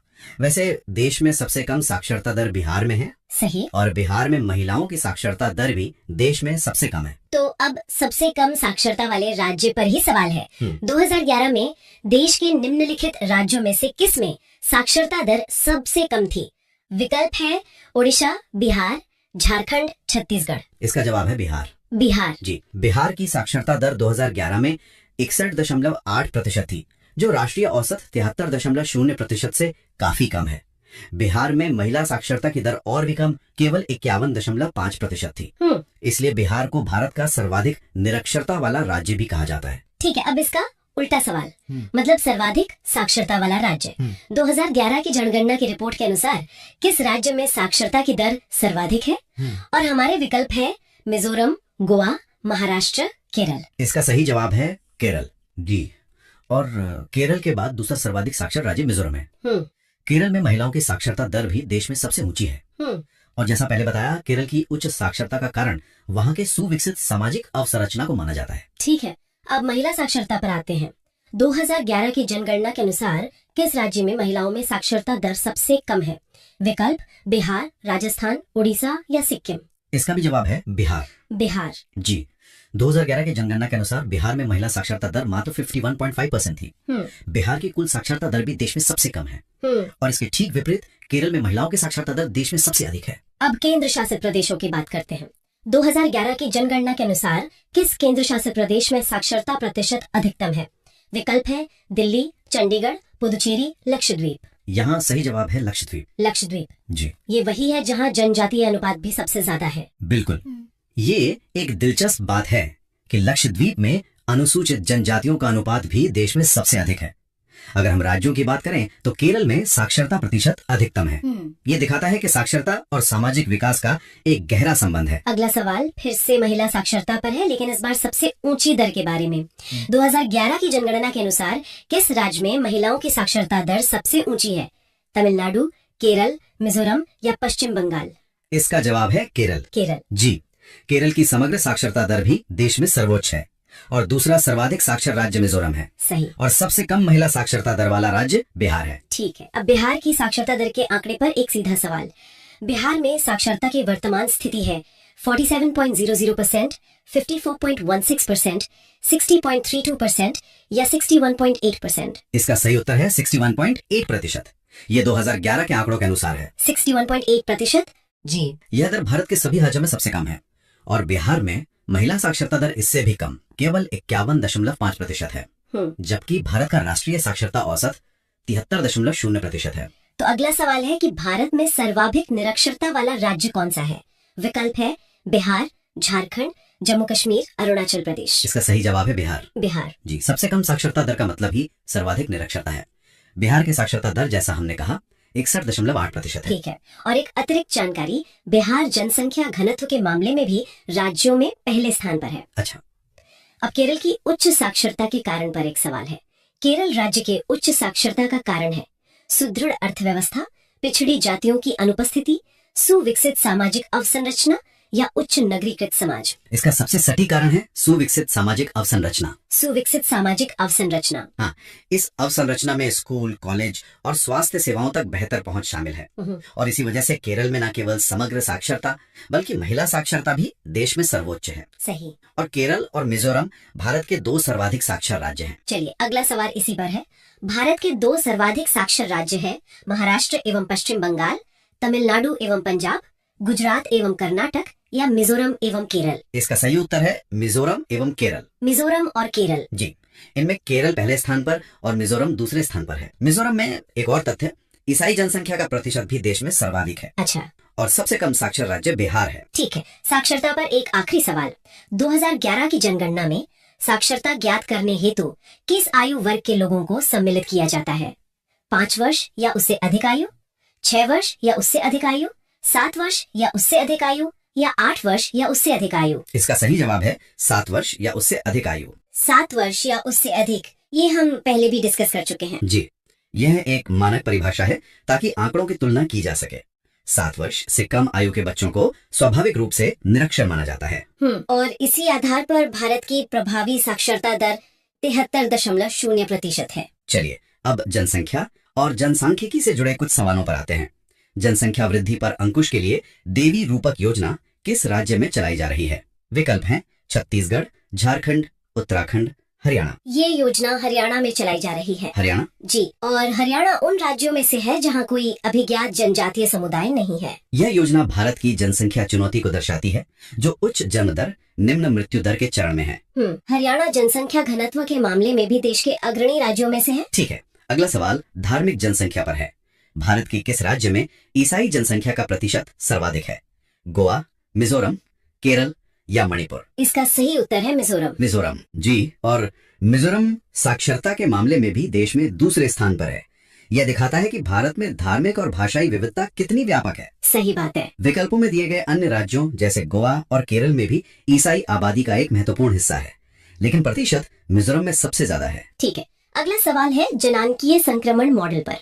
जनांकीय संक्रमण मॉडल के अनुसार भारत निम्नलिखित में से किस चरण में है? निम्न जन्म दर, निम्न मृत्यु दर, निम्न जन्म दर, उच्च मृत्यु दर, उच्च जन्म दर, निम्न मृत्यु दर या उच्च जन्म दर, उच्च मृत्यु दर? भारत इस मॉडल के अनुसार उच्च जन्म दर, निम्न मृत्यु दर वाले चरण में है। उच्च जन्म दर, निम्न मृत्यु दर। जी, यही चरण जनसंख्या विस्फोट का कारण बनता है, क्योंकि मृत्यु दर तो चिकित्सा सुधारों के कारण कम हो जाती है, लेकिन जन्म दर ऊंची बनी रहती है। भारत के जनसंख्या इतिहास में 1921 को महाविभाजन का वर्ष कहा जाता है, जिसके बाद जनसंख्या लगातार बढ़ी। परंतु इसकी संपूर्ण मानव प्रजाति का 16% जनसंख्या है, संपूर्ण मानव प्रजाति का 17% जनसंख्या है, संपूर्ण मानव प्रजाति का 18% जनसंख्या है या संपूर्ण मानव प्रजाति का 28% जनसंख्या है? सही जवाब है संपूर्ण मानव प्रजाति का 17% जनसंख्या है। 17%? जी, और इस विशाल जनसंख्या का सबसे बड़ा हिस्सा उत्तर प्रदेश में रहता है, जहां लगभग 20 करोड़ लोग हैं। जनसंख्या घनत्व की दृष्टि से बिहार राज्यों में पहले स्थान पर है और यह आंकड़ा भारत की जनसंख्या चुनौती और संसाधनों पर दबाव को रेखांकित करता है। तो अब जनसंख्या घनत्व पर आते हैं। भारत में जनसंख्या घनत्व की दृष्टि से बिहार का क्रम है केवल राज्यों में पहला, तीसरा, 8वां या 9वां? इसका सही जवाब है पहला। पहला? जी, बिहार केवल घनत्व में ही नहीं बल्कि कुल जनसंख्या में भी तीसरे स्थान पर है, उत्तर प्रदेश और महाराष्ट्र के बाद। बिहार की अनुमानित आबादी 2011 में लगभग 10 करोड़ थी और उच्च घनत्व के साथ साथ बिहार की साक्षरता दर देश में सबसे कम है। अब अगला सवाल बिहार की जनसंख्या के प्रतिशत पर है। भारत की कुल जनसंख्या में बिहार की जनसंख्या का क्या प्रतिशत है? 8.60%, 10.21%, 12.52% या 16.5%? सही उत्तर है 8.60%। 8.6%। जी, यह प्रतिशत लगभग 10 करोड़ की आबादी से आता है। इसकी तुलना में उत्तर प्रदेश में देश की लगभग 16.5% आबादी रहती है। ठीक है। और बिहार जनसंख्या के मामले में भारत का तीसरा सबसे बड़ा राज्य है। ठीक है, तो 2011 में बिहार की आबादी कितनी थी? 2011 की जनगणना में बिहार की अनुमानित आबादी है 8 करोड़, 9 करोड़, 10 करोड़ या 14 करोड़? इसका सही जवाब है 10 करोड़। 10 करोड़? जी, यह आबादी भारत की कुल जनसंख्या का 8.60% है। सबसे अधिक आबादी वाला राज्य उत्तर प्रदेश है, जिसकी आबादी लगभग 20 करोड़ थी।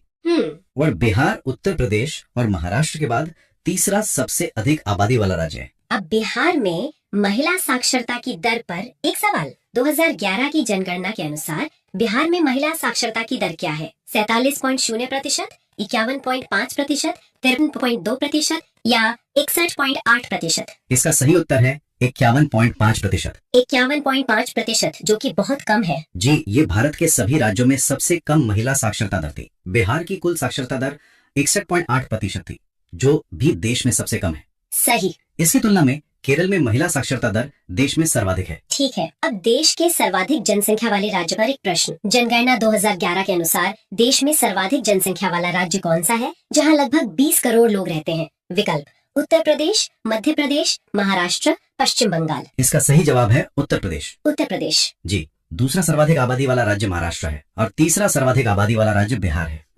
और उत्तर प्रदेश में अनुसूचित जाति की जनसंख्या भी देश में सर्वाधिक है। अब एक बहुत महत्वपूर्ण सामाजिक संकेतक लिंगानुपात पर बात करते हैं। जनगणना 2011 के अनुसार भारत में लिंगानुपात क्या है? प्रति 1000 पुरुषों पर 943 महिलाएं, प्रति 1000 पुरुषों पर 945 महिलाएं, प्रति 1000 पुरुषों पर 964 महिलाएं या प्रति 1000 पुरुषों पर 985 महिलाएं? सही जवाब है प्रति 1000 पुरुषों पर 943 महिलाएं। 943। जी, ये एक राष्ट्रीय औसत है और राज्यों के बीच इसमें काफी भिन्नता है। कम लिंगानुपात सामाजिक चुनौतियों का एक संकेतक है। बिल्कुल। और यह आंकड़ा जनगणना के महत्वपूर्ण सामाजिक संकेतकों में से एक है। अगला सवाल भारत के जनसंख्या इतिहास पर है। भारत में जनसंख्या वृद्धि के इतिहास में कौन सा वर्ष महाविभाजन का वर्ष कहलाता है? 1951, 1991, 2001 या 1921? इसका सही जवाब है 1921। 1921। जी, 1921 से पहले भारत की जनसंख्या वृद्धि अनियमित थी, लेकिन इसके बाद यह लगातार बढ़ती गई। इस वृद्धि का मुख्य कारण मृत्यु दर में कमी और उच्च जन्म दर का बना रहना था। और यही वो दौर है जिसे भारत का जनांकीय संक्रमण कहा जाता है। ठीक है, अब शहरी जनसंख्या की बात करते हैं। 2011 की जनगणना के अनुसार सर्वाधिक कुल शहरी जनसंख्या वाला राज्य कौन सा है? उत्तर प्रदेश, महाराष्ट्र, तमिलनाडु या केरल? इसका सही उत्तर है महाराष्ट्र। महाराष्ट्र। जी, महाराष्ट्र देश का दूसरा सबसे अधिक जनसंख्या वाला राज्य भी है। यहाँ मुंबई, पुणे, नागपुर जैसे बड़े शहरी केंद्र हैं जो इसकी कुल शहरी आबादी में योगदान करते हैं। सही। और ये ध्यान रखना जरूरी है कि ये कुल शहरी जनसंख्या की बात है, शहरी जनसंख्या के प्रतिशत की नहीं। ठीक है, अब एक सवाल उन राज्यों पर जहाँ जनजातीय समुदाय नहीं है। निम्नलिखित में वो राज्य या संघ राज्य क्षेत्र कौन सा है जिसमें कोई अभिज्ञात जनजातीय समुदाय नहीं है? उत्तर प्रदेश, उड़ीसा, आंध्र प्रदेश, दिल्ली? इसका सही जवाब है दिल्ली। दिल्ली। जी, दिल्ली के अलावा हरियाणा और पंजाब भी ऐसे राज्य हैं जहां कोई अधिसूचित अनुसूचित जनजाति नहीं है। इसके विपरीत मध्य प्रदेश में देश की सबसे बड़ी जनजातीय आबादी है और लक्षद्वीप में जनजातीय आबादी का अनुपात सबसे अधिक है। इसी तरह का एक और सवाल है, निम्नलिखित में वह राज्य या संघ राज्य क्षेत्र कौन सा है जिसमें कोई अभिज्ञात जनजातीय समुदाय नहीं है? छत्तीसगढ़, हरियाणा, महाराष्ट्र, कर्नाटक? इसका सही उत्तर है हरियाणा। हरियाणा। जी, जैसा कि पहले बताया गया, दिल्ली और पंजाब में भी कोई अधिसूचित जनजातीय समुदाय नहीं है। भारत की कुल जनसंख्या में जनजातीय आबादी का हिस्सा 8.6% है और इसके पड़ोसी राज्य पंजाब में अनुसूचित जाति का प्रतिशत देश में सर्वाधिक है। अब दूसरा सर्वाधिक आबादी वाला राज्य। 2011 की जनगणना के अनुसार भारत का दूसरा सर्वाधिक आबादी वाला राज्य कौन सा है? महाराष्ट्र, बिहार, पश्चिम बंगाल, राजस्थान? सही जवाब है महाराष्ट्र। महाराष्ट्र। जी, पहला सर्वाधिक आबादी वाला राज्य उत्तर प्रदेश है। ओके। और तीसरा सर्वाधिक आबादी वाला राज्य बिहार है। ठीक है, और महाराष्ट्र में देश के सर्वाधिक कुल शहरी जनसंख्या भी निवास करती है। तो अगला सवाल तीसरे सबसे बड़े राज्य पर है। 2011 की जनगणना के अनुसार उत्तर प्रदेश तथा महाराष्ट्र के बाद सर्वाधिक जनसंख्या वाला राज्य कौन सा है? पश्चिम बंगाल, बिहार, आंध्र प्रदेश या तमिलनाडु? इसका सही उत्तर है बिहार। बिहार। जी, तो क्रम है उत्तर प्रदेश, महाराष्ट्र और फिर बिहार। बिहार की आबादी लगभग 10 करोड़ है और ये जनसंख्या घनत्व में पहले स्थान पर है। और बिहार की साक्षरता दर देश में सबसे कम है। ठीक है, अब सबसे कम जनसंख्या वाला राज्य कौन सा था? सन 2011 की जनगणना के अनुसार नीचे दिए गए राज्यों में से किसकी जनसंख्या न्यूनतम थी? विकल्प है सिक्किम, मिजोरम, गोवा, मेघालय। इसका सही जवाब है सिक्किम। सिक्किम जी, सिक्किम भारत का सबसे कम आबादी वाला राज्य है। इसकी तुलना में भारत का सबसे अधिक आबादी वाला राज्य उत्तर प्रदेश है, जिसकी आबादी 20 करोड़ के करीब है। ये भारत के राज्यों के बीच जनसंख्या के विशाल अंतर को दर्शाता है। सवाल जो जनसंख्या घनत्व के क्रम पर है। वर्ष 2011 की जनसंख्या के अनुसार निम्नलिखित में से भारतीय राज्यों का कौन सा समूह जनसंख्या घनत्व का सही अवरोही क्रम दर्शाता है? हमारे पास 4 विकल्प है। पहला है पंजाब, महाराष्ट्र, तमिलनाडु, हरियाणा। दूसरा तमिलनाडु, पंजाब, महाराष्ट्र, हरियाणा। तीसरा पंजाब, तमिलनाडु, हरियाणा, महाराष्ट्र। और चौथा हरियाणा, तमिलनाडु, पंजाब, महाराष्ट्र।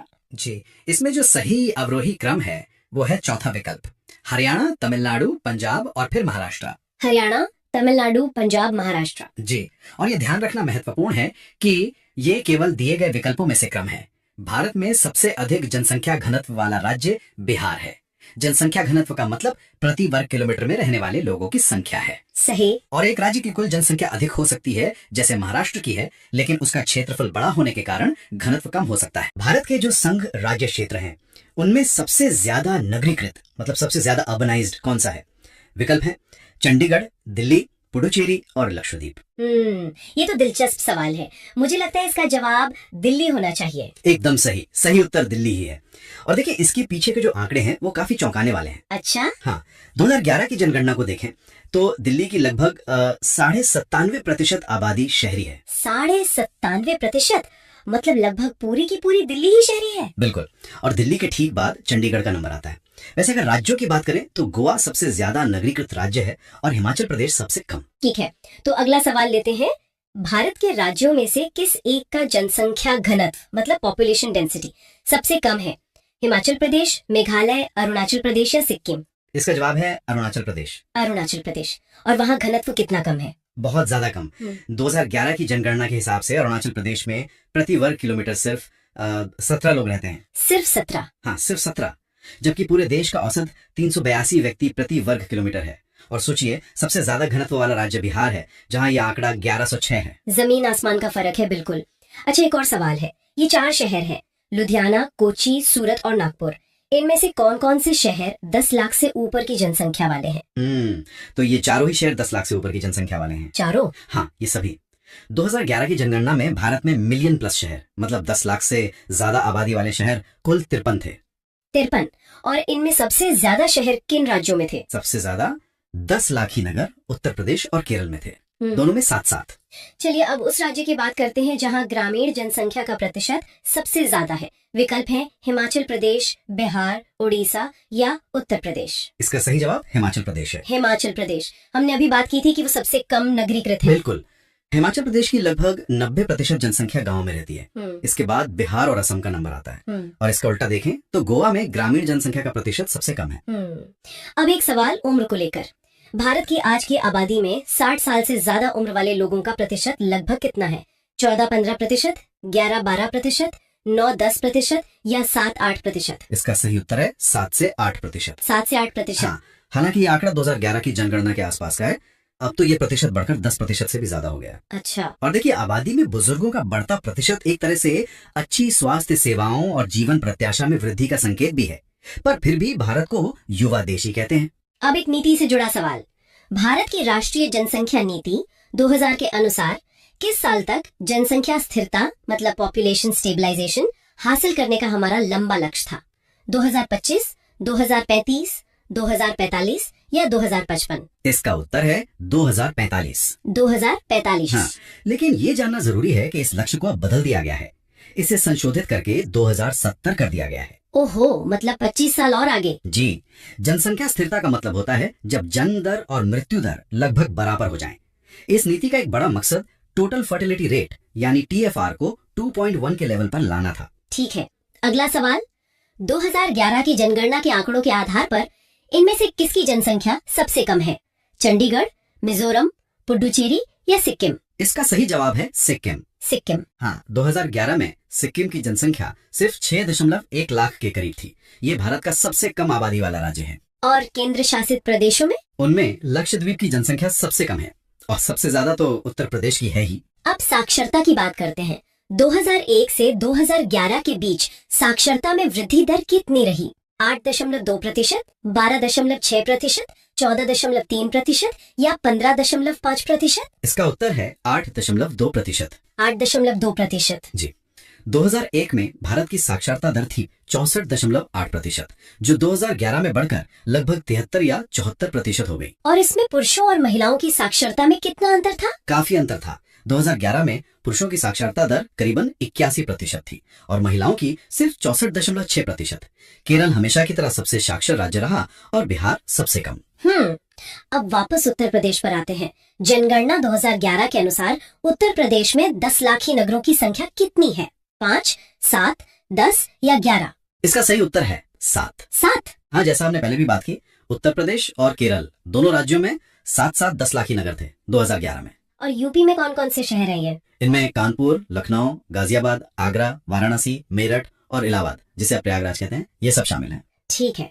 अब एक सवाल जनसंख्या वृद्धि दर पर है। इनमें से कौन सा जोड़ा सही नहीं है? दशक और वृद्धि दर।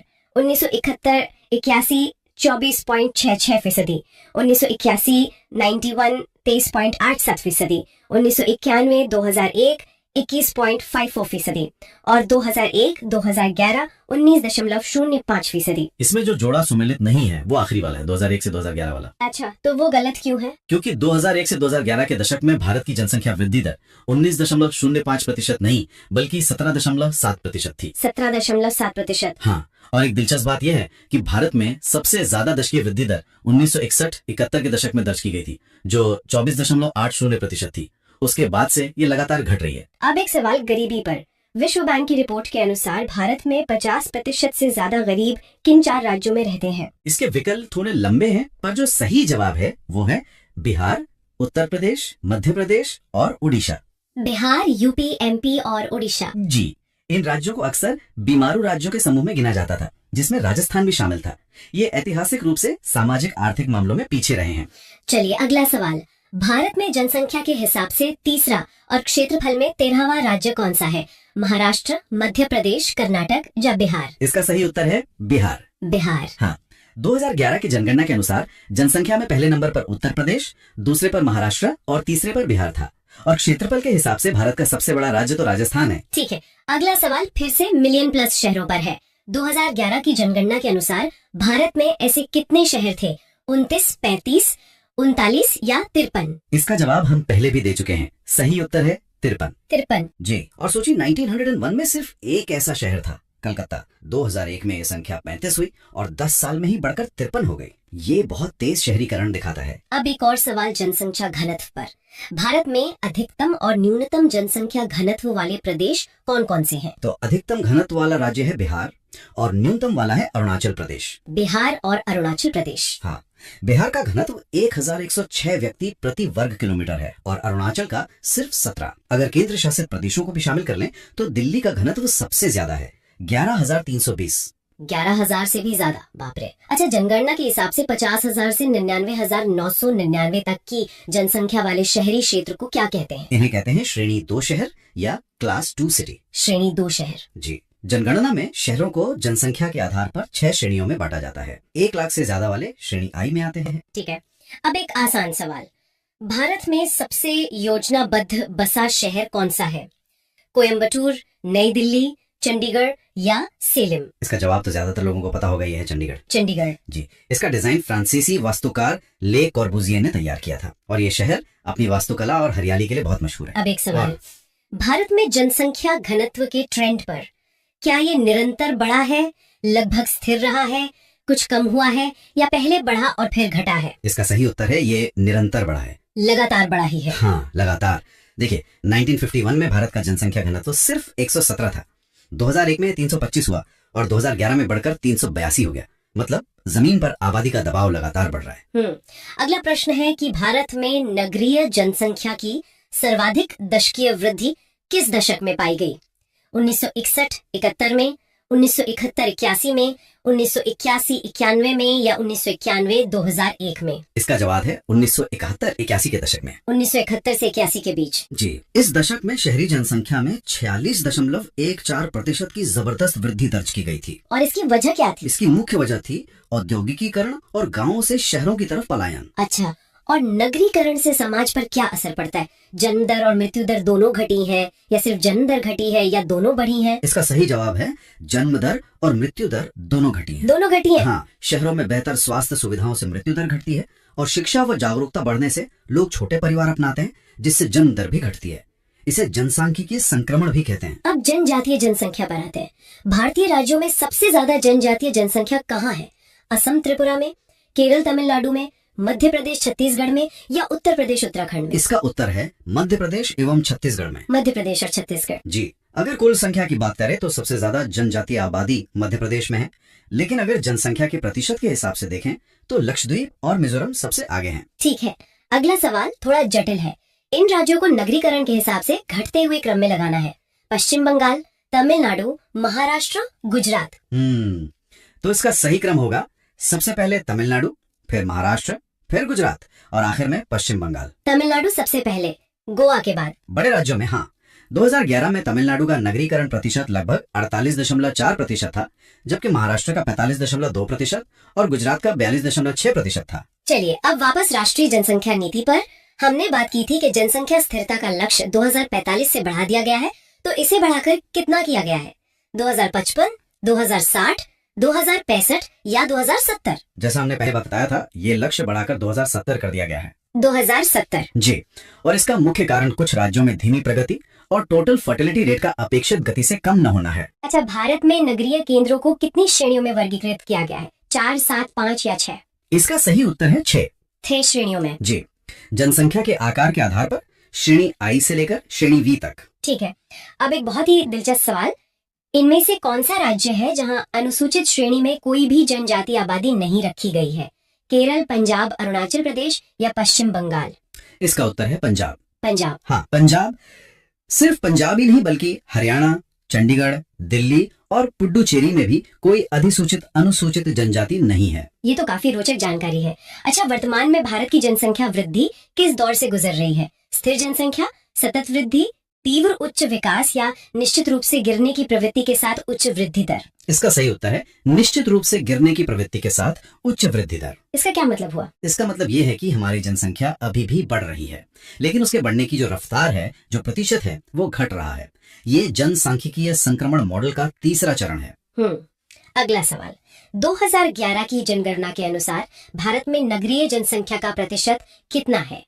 20.8, 25.7, 27.3 या 31.2? इसका उत्तर है 31.2%।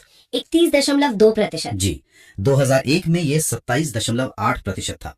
ये दिखाता है कि शहरीकरण कितनी तेजी से बढ़ रहा है। 2011 में भारत के लगभग 37.7 करोड़ लोग शहरों में रहते थे। अब एक ऐतिहासिक सवाल। जनसंख्या के संदर्भ में किस एक साल को महान विभाजन का वर्ष या द ग्रेट डिवाइड कहा गया है? 1911, 1921, 1941 या 1951? सही उत्तर है 1921। 1921। ऐसा क्यों? क्योंकि 1921 से पहले भारत की जनसंख्या वृद्धि बहुत अस्थिर थी, कभी बढ़ती कभी घटती। 1911 से 21 के दशक में तो अकाल और स्पेनिश फ्लू जैसी महामारी के कारण जनसंख्या में नकारात्मक वृद्धि हुई थी। अच्छा। हाँ, और 1921 के बाद से भारत की जनसंख्या लगातार बढ़ती ही रही है, इसीलिए इसे महान विभाजक वर्ष कहते हैं। ठीक है, अभी 2001 की जनगणना से सवाल है, इन 4 नगरों में से किसमें सबसे कम जनसंख्या थी?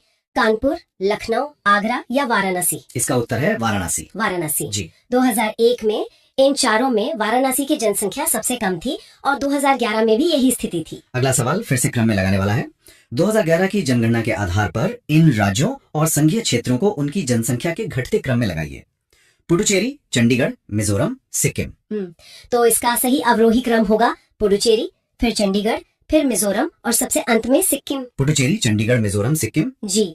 2011 में पुडुचेरी की जनसंख्या लगभग 12.4 लाख थी, चंडीगढ़ की 10.5 लाख, मिजोरम की 10.9 लाख और सिक्किम की सबसे कम 6.1 लाख। अब साक्षरता पर एक और सवाल। 2011 की जनगणना के आधार पर इन राज्यों को साक्षरता के घटते क्रम में लगाइए। केरल, मणिपुर, तमिलनाडु, हिमाचल प्रदेश। इसका सही क्रम है सबसे पहले केरल, फिर हिमाचल प्रदेश, फिर तमिलनाडु और फिर मणिपुर। केरल, हिमाचल प्रदेश, तमिलनाडु, मणिपुर। जी। केरल की साक्षरता दर तो सबसे ज्यादा 94% है, हिमाचल प्रदेश की 82.8%, तमिलनाडु की 80.1% और मणिपुर की लगभग 79.2% थी। अगला सवाल लिंग अनुपात पर। इनमें से किसी एक संघ शासित क्षेत्र में लिंगानुपात 1000 से ऊपर है? पुडुचेरी, दिल्ली, चंडीगढ़ या लक्षद्वीप? इसका सही उत्तर है पुडुचेरी। पुडुचेरी। हाँ, 2011 की जनगणना में पुडुचेरी का लिंगानुपात 1037 था, मतलब प्रति 1000 पुरुषों पर 1037 महिलाएं। ये तो बहुत अच्छा है। बिल्कुल। राज्यों में केरल का लिंगानुपात सबसे ज्यादा है 1084। एक सवाल जो हम पहले भी छू चुके हैं। 2011 की जनगणना के अनुसार भारत में शहरों में रहने वाले लोगों की संख्या लगभग कितनी है? 37 करोड़, 33 करोड़, 35 करोड़ या 39 करोड़? इसका उत्तर है लगभग 37 करोड़। 37 करोड़। जी, सही आंकड़ा 37.7 करोड़ था, जो भारत की कुल 121 करोड़ की आबादी का 31.2% था। अब एक सवाल महिला साक्षरता पर। जनगणना 2011 के अनुसार भारत में स्त्री साक्षरता की दृष्टि से केरल के बाद दूसरा स्थान किस राज्य का है? मिजोरम, त्रिपुरा, गोवा या मेघालय? केरल के बाद दूसरा स्थान है मिजोरम का। मिजोरम। जी। केरल में महिला साक्षरता दर 92.1% है, जो देश में सबसे ज्यादा है, और मिजोरम में यह है 89.3% थी, जो दूसरे स्थान पर थी। अब प्रवास या माइग्रेशन पर एक सवाल। गांव से छोटे कस्बे और बाद में शहर तक लोगों के जाने को क्या कहते हैं? अंतरराज्य प्रवास, अंतराराज्य प्रवास, चरणवार प्रवास या मजबूरन प्रवास? इसे कहते हैं चरणवार प्रवास या स्टेप वाइज माइग्रेशन। चरणवार प्रवास। जी। इसमें व्यक्ति सीधे बड़े शहर नहीं जाता, बल्कि छोटे छोटे शहरी केंद्रों से होते हुए आगे बढ़ता है। चलिए अब आखिरी सवाल। जनगणना आकलन रिपोर्ट के अनुसार भारत विश्व का सबसे युवा देश है। वर्ष 2020 में भारतीयों की औसत उम्र क्या होगी? 27 वर्ष, 28 वर्ष, 29 वर्ष या 30 वर्ष? इसका सही उत्तर है 29 वर्ष। 29 वर्ष। जी। इसका मतलब है कि भारत की आधी आबादी 29 साल से कम उम्र की थी। इसी को जनसांख्यिकीय लाभांश या डेमोग्राफिक डिविडेंड कहते हैं। ये आर्थिक विकास के लिए एक बहुत बड़ा अवसर है। और अब एक प्रश्न आप सबके लिए। 2011 की जनगणना के अनुसार भारत का लिंगानुपात कितना था? अपना उत्तर नीचे कमेंट्स में जरूर बताइएगा। तो आज हमने भारत के जनसांख्यिकीय संकेतक और जनगणना आंकड़ों से जुड़े कुछ बहुत ही महत्वपूर्ण प्रश्न देखे। अगर ये चर्चा आपको अच्छी लगी हो तो इस वीडियो को लाइक करें, इसे शेयर करें और हमारे चैनल को सब्सक्राइब भी कर लें। आज के लिए बस इतना ही।